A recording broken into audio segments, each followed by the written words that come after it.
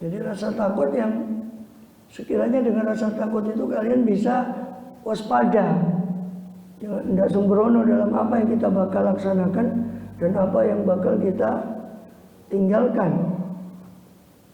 Itu apa namanya, rasa takut yang dimaksud. Dan ini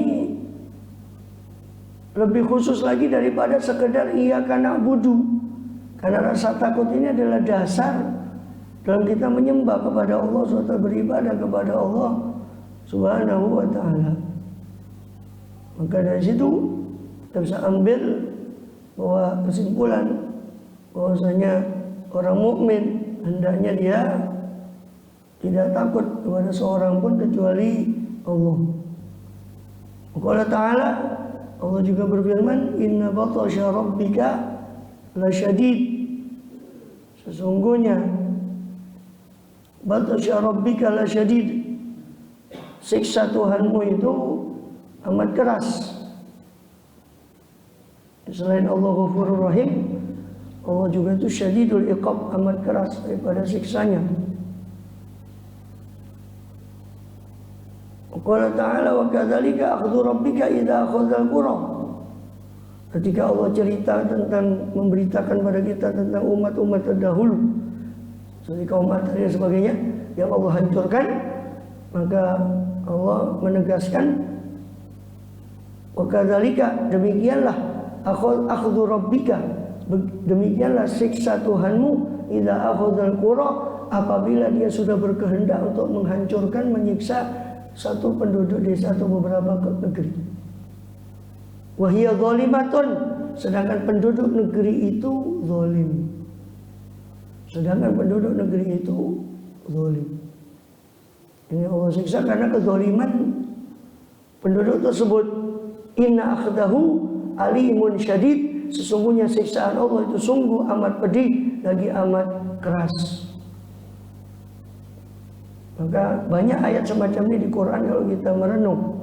Itu insya Allah, dan mau Quran sama maknanya tadi, maka insya Allah kita akan terpacu untuk timbul sifat takut kepada Allah. Di ayat yang lain, inna fi dzalika la ayatan liman khafa adzabal akhirah. Sesungguhnya di dalam yang semua itu, di surat akhir surat Hud, ketika Allah sudah bicara tentang kehancuran kaum-kaum terdahulu dengan peradabannya, ketika mereka peradaban itu tidak dibangun berdasarkan rasa takut pada Allah Ta'ala, maka Allah hancurkan peradaban-peradaban itu. Kemudian di akhirnya itu sebagai simpulan Allah berfirman, inna fi dzalika la ayatan, sesungguhnya dalam yang semua itu, cerita berita-berita tadi itu, la ayatan liman khafa adzabal akhirah, sungguh terdapat tanda kebesaran Allah bagi orang yang takut akan azab akhirat.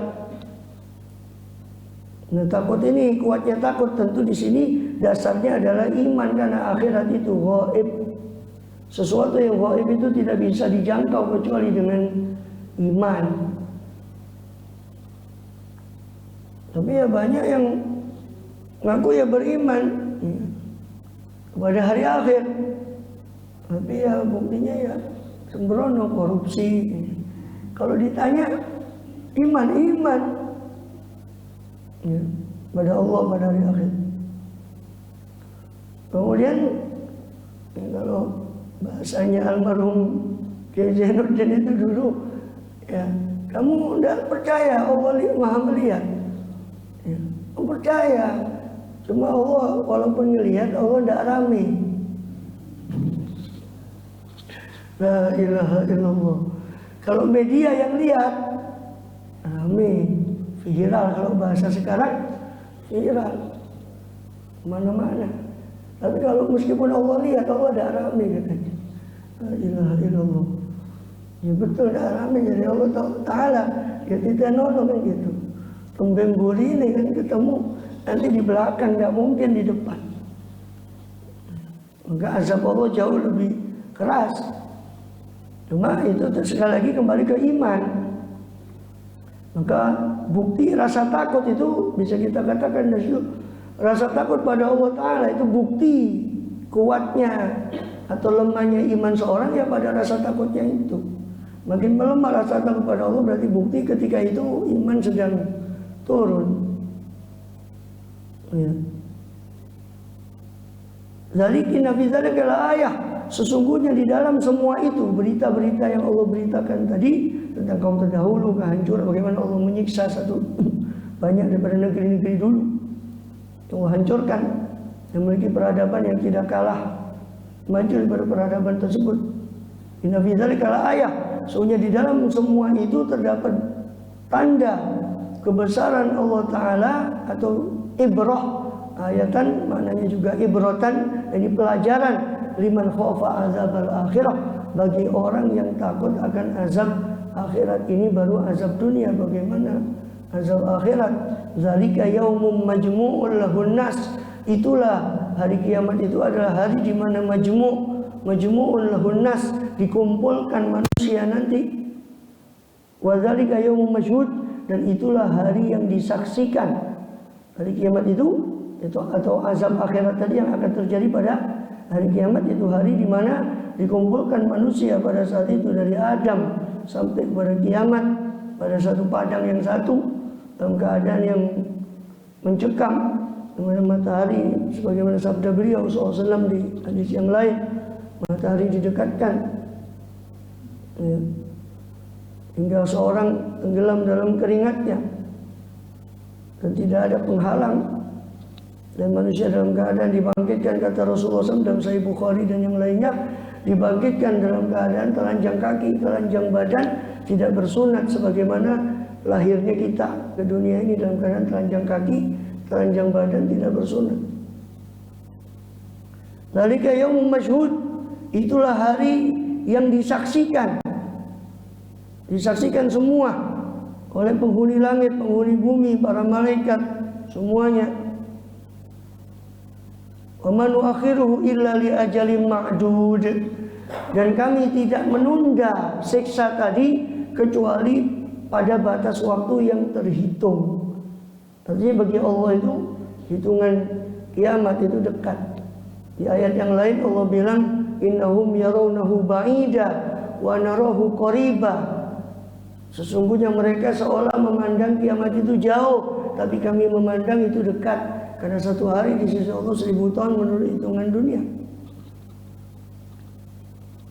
Yauma ya'ti, pada hari di ayat yang lain masih tentang rasa takut ini, Allah berfirman, yauma ya'ti la takallamu nafsun illa bi'idnih.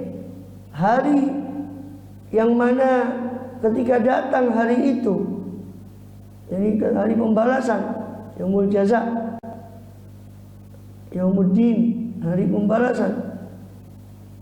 Hari di mana ketika datang hari itu, la takallamu nafsun, tidak bicara satu jiwa pun, tidak mampu bicara satu jiwa pun karena dahsyatnya hari itu, sehingga tidak ada satu orang pun yang bicara.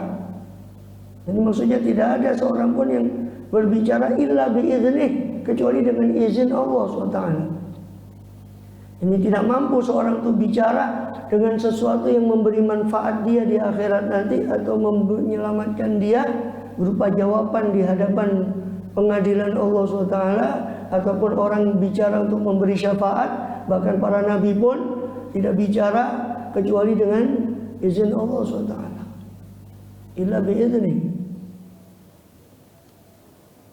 Faminhum syaqiyyun wa sa'id.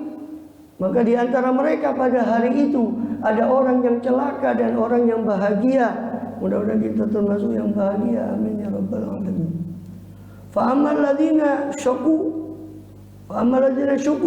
adapun orang yang celaka, fa finnari lahum fiha zafirun wa syahid. Maka mereka tempatnya adalah di neraka. Bagi mereka di dalam neraka itu ada zafir, ada zafirun wa syahid, ada suara-suara teriakan yang tinggi dan teriakan yang rendah, menggambarkan teriakan dan tangisan daripada penghuni neraka, di mana mereka dikuasai oleh kesulitan, kesusahan, gelap, Di sirat itu digambarkan di ayat yang lain itu gelap kalau tidak orang membawa cahaya. Nuruhum baina aydihim wa bi aymanihim busyrakumul yaum. Allah gambarkan di ayat yang lain orang yang beriman itu berjalan di atas sirat. Nuruhum, cahaya mereka itu di hadapan mereka dan di sebelah kanan mereka. Hanya semua masing-masing membawa cahaya sendiri. Ada orang munafik dari belakang ingin mengambil cahaya seperti di surat yang lain. Ya. Qulunzuruna naktabis min nurikum.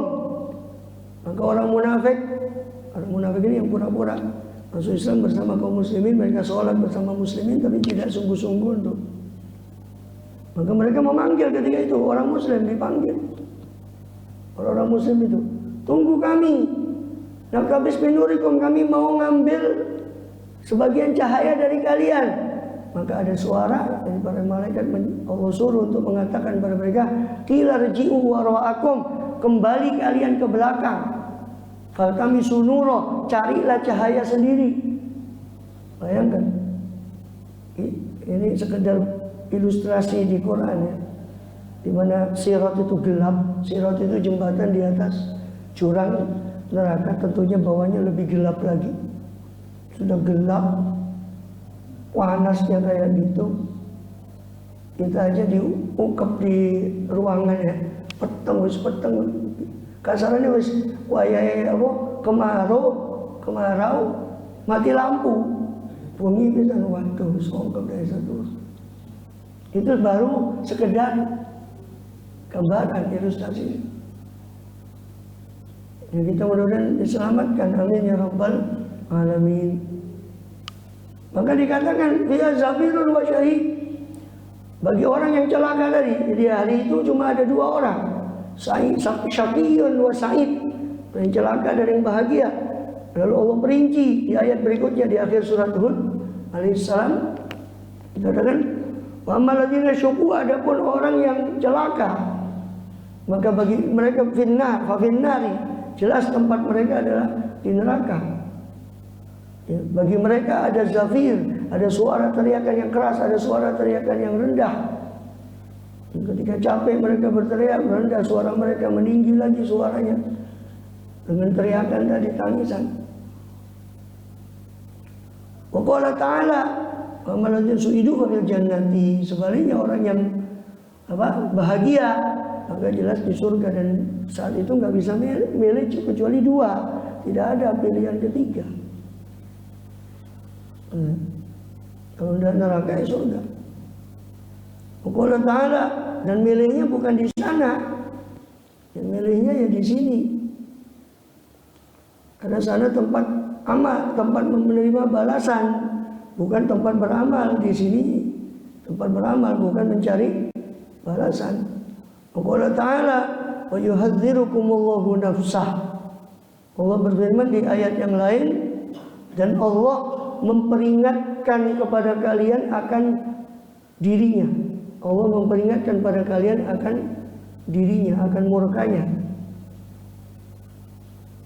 Allah Ta'ala, kita diancam seorang yang berkuasa saja, mungkin atau orang yang berkuasa untuk mengancam kita takut. Mungkin bos kita atau siapa yang berkuasa. Bagaimana sedangkan di Quran Allah mengatakan Allah itu memperingatkan kita akan dirinya, akan zatnya.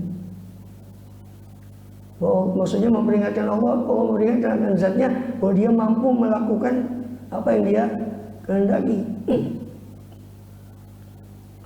Allah Ta'ala, Allah berfirman di ayat yang lain di surat Abasa, yafirul mar'u yawma yafirul mar'u min akhi, hari di mana seseorang lari dari saudaranya, saudara kandungnya, wa ummihi wa abi, bahkan lari dari ibunya dan ayahnya yang membesarkan, yang dulu melahirkan dia.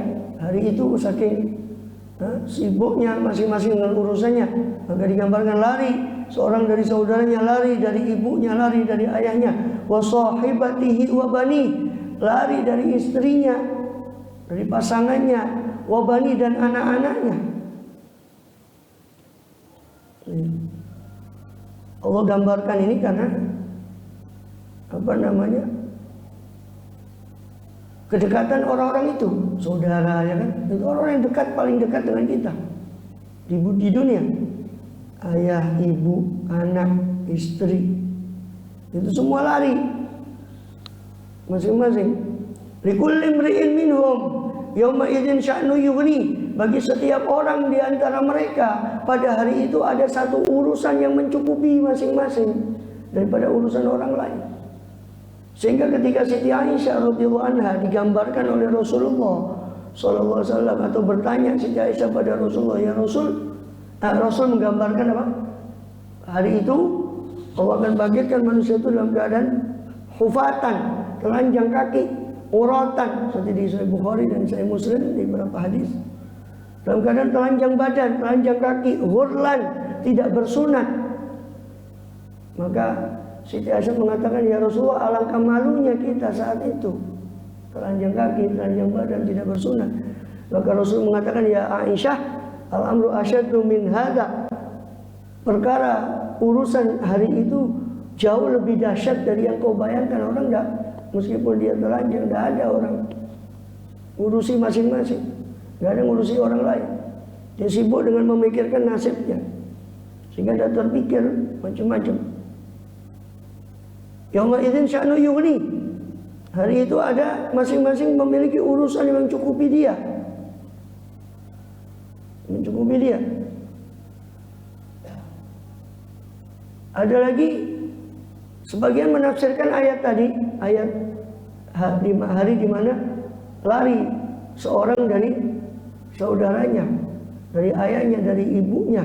Sebagian menafsirkan lari itu takut daripada dituntut tanggung jawab. Dulu di dunia dia tidak mengajarkan agama kepada anaknya, maka ada sebagian mengatakan yang dimaksud lari di situ, lari karena takut untuk dituntut tanggung jawab di hadapan pengadilan Allah SWT. Saudaranya, ya, ayahnya, ibunya, anaknya, istrinya. Istrinya menuntut, kau kasih makan saya dengan yang haram, dan seterusnya. Ya. Maka karena takut tuntutan tadi, mereka lari.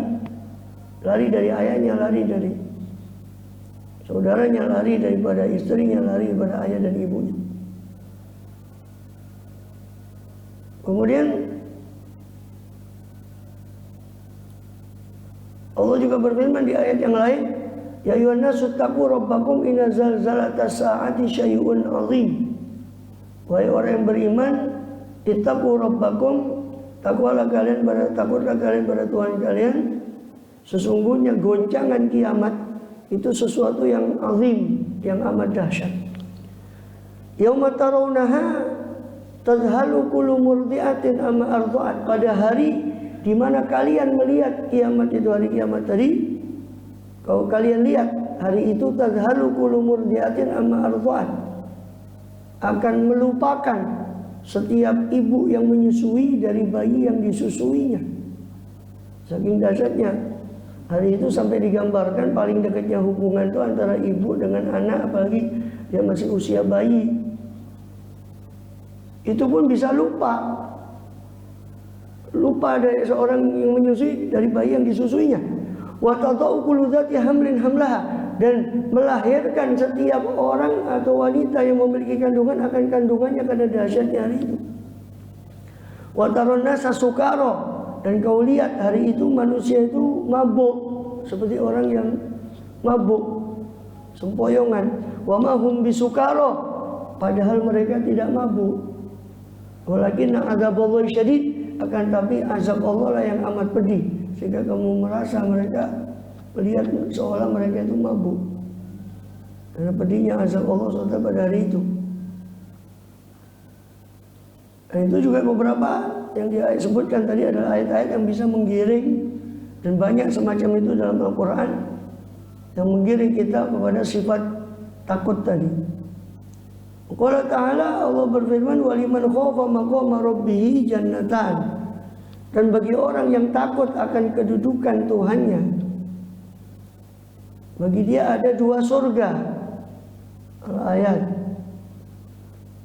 Satu sebagian mengatakan satu surga untuk akidahnya, keyakinannya, satu surga untuk amalnya. Ada yang mengatakan satu surga untuk melakukan ketaatan dia, dan satu surga karena dia menjauhi kemaksiatan. Ada beberapa ayat yang selanjutnya di surah Ar-Rahman. Min dunihima jannatan, wa man khafa liman khafa maqama rabbi jannatan, dan seterusnya sampai akhir surat. Itu bercerita tentang janji Allah Ta'ala yang bisa menumbuhkan rasa harap kita kepada rahmat Allah. Sekaligus di ayat itu, di surat Rahman itu ada beberapa bicara juga tentang siksa Allah yang bisa menimbulkan rasa takut.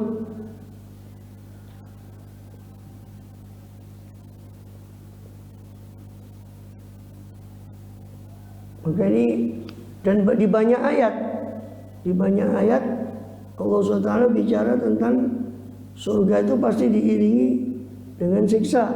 Sebaliknya Allah bicara tentang siksa pasti juga diiringi dengan nikmat Allah yang bakal Allah berikan, supaya seimbang itu. Isyarat kepada bahwasanya idealnya seorang itu harus seimbang antara rasa takut dan rasa harap tadi itu.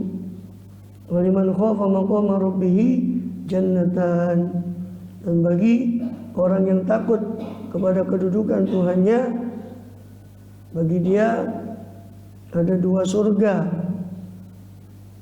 Bi ayyi ala'i rabbikuma tukadziban dawata afnan, maka dengan nikmat Tuhanmu yang mana kalian berdua, wahai jin dan wahai manusia, mendustakan.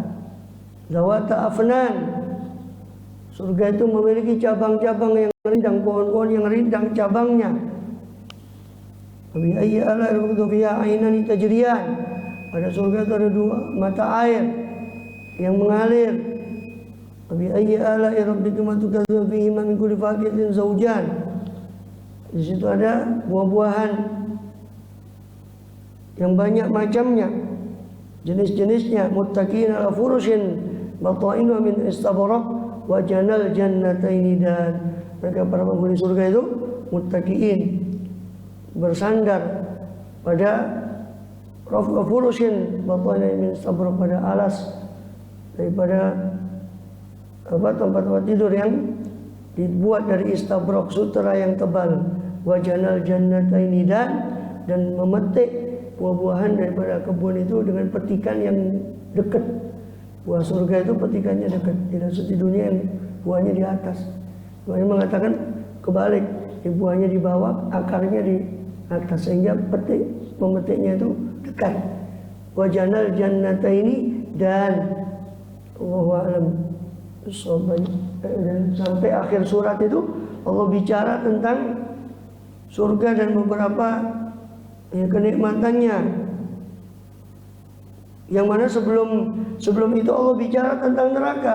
Hadhihi jahannamul lati, sebelumnya lagi Allah bicara tentang dahsyatnya kiamat di surah Ar-Rahman. Diawali dengan nikmat Allah, kemudian Allah kasih bagaimana orang yang kufur, bagaimana orang yang syukur, itu masing-masing dikumpulkan semua di kiamat itu, dahsyatnya kiamat. Baru kemudian ayat itu bicara tentang jahanam, baru diikuti dengan surga sampai akhir surat. Allahu a'lam bishawab. Apa perlu ada pertanyaan? Hah? Nggih. Oh ya.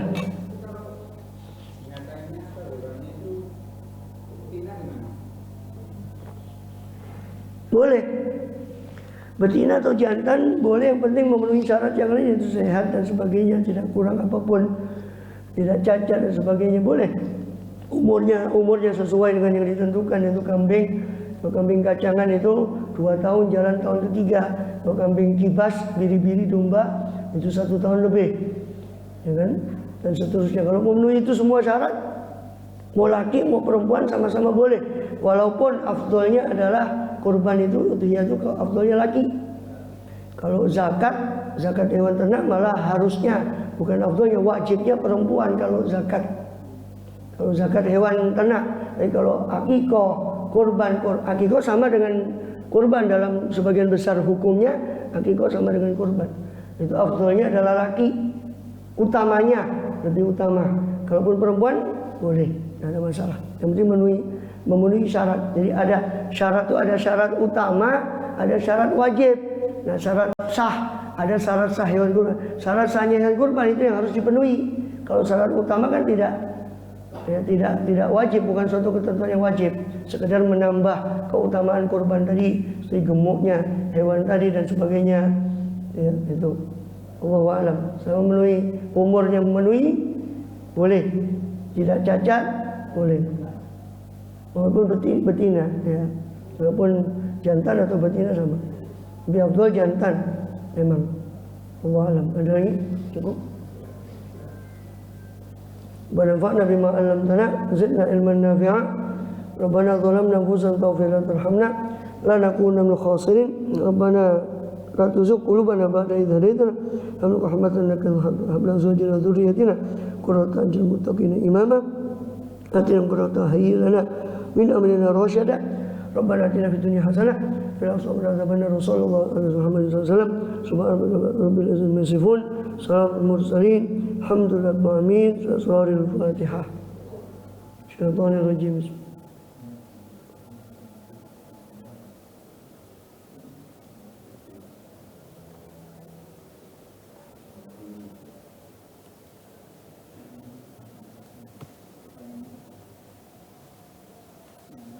Oke,